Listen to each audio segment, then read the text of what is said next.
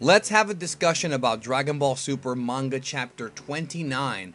And when we last left off at the end of Chapter 28, it was the middle of the God of Destruction exhibition rumble, where Zeno and the Grand Priest made all the Gods of Destruction fight each other. And this was something that was exclusive to the manga, not in the anime. And we were wondering, are they going to do the Zen exhibition match from the anime and the manga too, or are they going to do something different? Well, the answer is they did something different. And when Toyotaro does something different, it's usually with mixed results. Sometimes it's great, sometimes it's not so great. And in my opinion, this was one of the better manga chapters that he's ever written, because it really put focus on his strengths and hid his weaknesses. Toyotaro is not very good at writing consistent stories, but I feel he's very good at drawing incredible fight scenes and doing little tidbits here and there to enhance the characters, and that's exactly what this manga chapter was. The vast majority of this manga chapter was total action. I mean, if you want action, this is the chapter for you. It was combat, it was fighting, it was cool scenes, cool abilities, top to bottom. So when we last left off in the manga chapter, Beerus was doing exceptionally well against the other Gods of Destruction, but Vermouth, the God of Destruction of Universe 11, stepped in. And one thing that stuck out about this early part of the manga chapter is Toyotaro really focusing on the different abilities that the Gods of Destruction had. And with Vermouth, for example, because he is a clown, he obviously knows tricks, card tricks. So this dude not only was able to create a force field to trap the other Gods of Destruction in, but he also was able to create these awesome Gambit-like playing cards and light them with energy.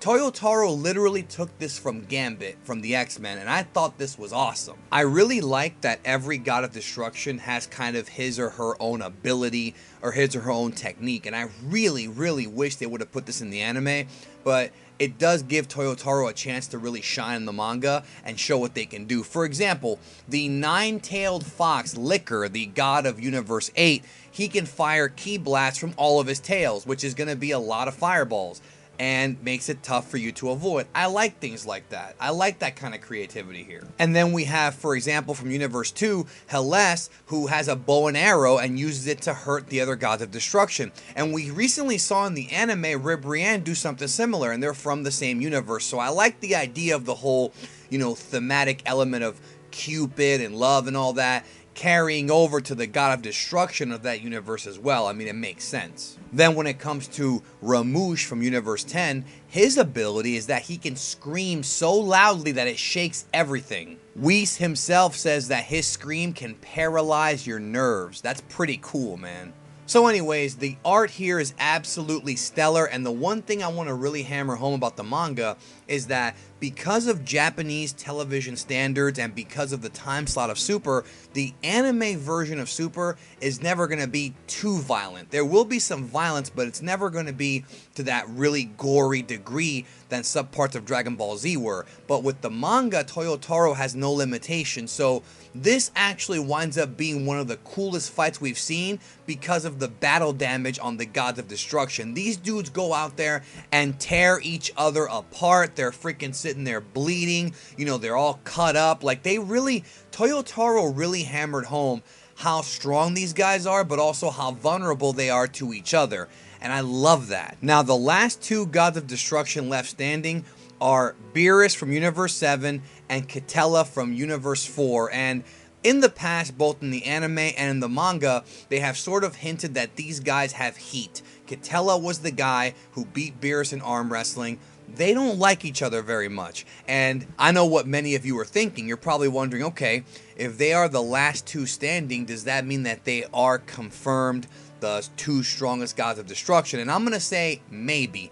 They could be. But the issue is you have to remember this is a battle royale, not a one-on-one fight. So I think until we have explicitly stated information about who is the strongest God of Destruction, it still is up in the air. You could say it's Beerus and Quitela, but again, this is a battle royale environment, not one-on-one combat. That changes things dramatically, strategically as well. So don't write that home too much, but it's cool that they are the last two, and they're about to fight, but the Grand Priest stops it with his finger. don't screw around with the Grand Priest. So the Grand Priest says that Zeno thought that the fights were too severe, too fierce to enjoy, and as a result of that, the gods of destruction are forbidden from joining the actual Tournament of Power, so it's only going to be mortals.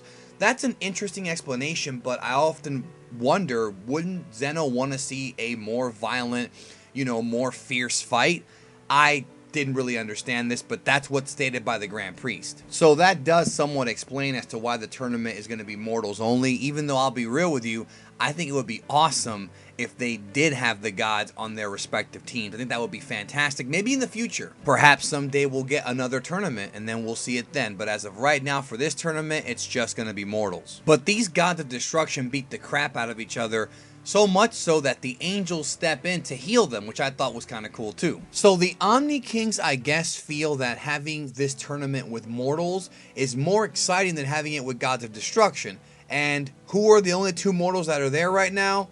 Toppo and Goku. So naturally, it would make sense to test out how strong they are and how entertaining they are for Zeno by having them duke it out.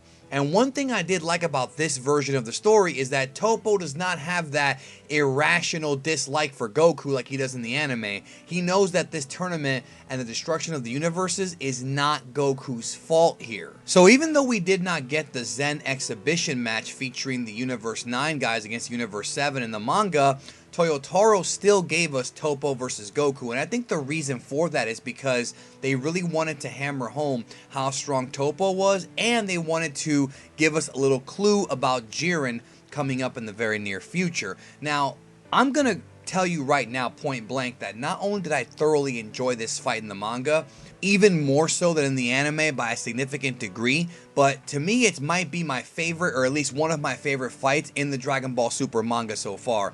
Every panel is drawn so awesome, every scene is so great, and I love the fact that Goku goes through all of his transformations when he fights Toppo. He goes SS1, 2, 3, then goes to God, then of course goes to Blue. And just the way this is drawn, the way that Toppo looks, the action, we had heard that Toriyama was suggesting to Toyotaro to make his angles more dynamic and to make the fights more interesting. Well, he certainly took that advice, because this is without a doubt one of my favorite fights he's ever drawn. Like, Toyotaro, in my opinion, dropped the ball in the Trunks arc when it came to story, but he is sure as heck making up for it here in this manga chapter. I just cannot praise this art enough. Like, this manga chapter may have actually been my favorite one so far. But anyways, Toppo is fighting Goku in Blue, and he sees an opening, and the opening is Goku's nether region. That's right, ladies and gentlemen. Toppo kicks Goku in the balls, and that ball shot, that low blow, was enough to eliminate Goku from the ring, and thus Toppo is the winner in this version. Everybody is shocked at this, including Goku and all of the other gods of destruction, but I mean, the dude got hit in the nuts, bro. I mean, come on now. Have you ever been hit in the nuts? You know how much it hurts. And the manga chapter essentially ends with Toppo telling Goku that if you think I'm strong, you don't know anything yet, because Jiren is not only stronger than me, but he is more powerful than our God of Destruction from Universe 11, Vermouth. So this confirms that Jiren is indeed stronger than Vermouth, according to the manga.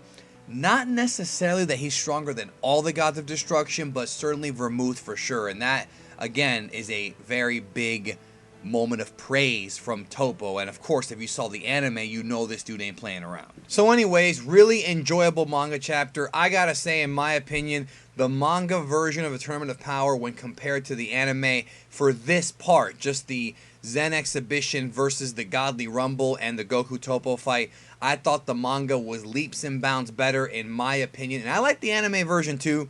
What is your opinion? Do you like the manga version better? I still miss Basil and Lavender and those guys, but this was just so much fun to read. And again, Toyotaro at his best is drawing cool fight scenes and adding little nuances here and there to the characters to make them more unique. That's where he stands out the best. As far as a storyteller, not so much, but he's the best when it comes to actually doing things like this. So, thank you for checking out my Dragon Ball Super manga review, and I hope you'll have a great day.